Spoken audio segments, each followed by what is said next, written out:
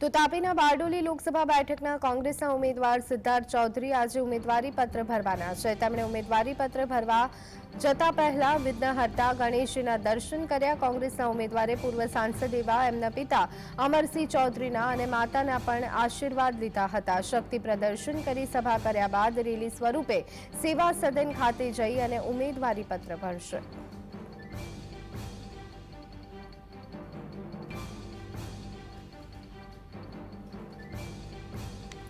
તો બારડોલી લોકસભા બેઠકના ઉમેદવાર આજે ફોર્મ ભરવા જવાના છે। ઉમેદવારી પત્ર ભરવા જતા પહેલા તેઓએ ગણેશજીના દર્શન કર્યા હતા। શક્તિ પ્રદર્શન કરી અને સભા કર્યા બાદ રેલી સ્વરૂપે સેવા સદન ખાતે તેઓ ઉમેદવારી કરવાના છે। ઉમેદવારી કરવા જતા પહેલા તેઓએ માતા પિતાના આશીર્વાદ લીધા। કોંગ્રેસના ઉમેદવાર સિદ્ધાર્થ ચૌધરી આજે ઉમેદવારી કરવાના છે।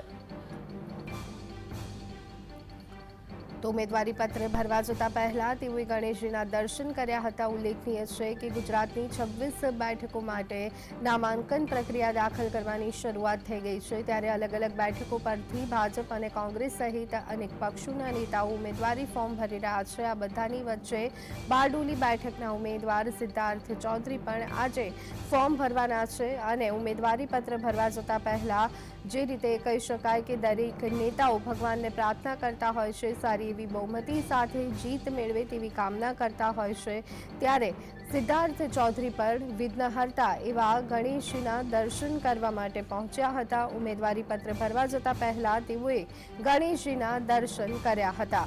તો શક્તિ પ્રદર્શન કરી સભા કર્યા બાદ રેલી સ્વરૂપે સેવા સદન ખાતે તેઓ ઉમેદવારી ભરવાના છે।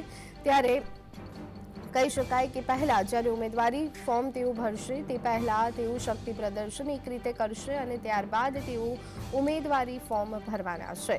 તો ઉમેદવારી પત્ર ભરવા જતા પહેલા તેઓએ ગણેશજીના દર્શન કર્યા હતા। શક્તિ સ્વરૂપે તેઓ સભા કર્યા બાદ રેલી સ્વરૂપે તેઓ સેવા સદન ખાતે ઉમેદવારી ફોર્મ ભરવાના છે।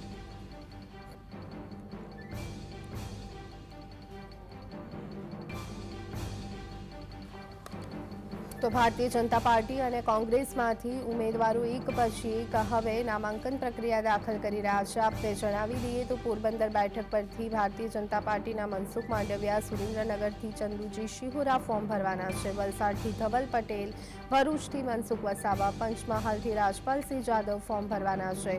તો સાથે સાથે કોંગ્રેસમાંથી બનાસકાંઠા બેઠક પરથી આજે કેનીબેન ઠાકુર ઉમેદવારી પત્ર ભરશે।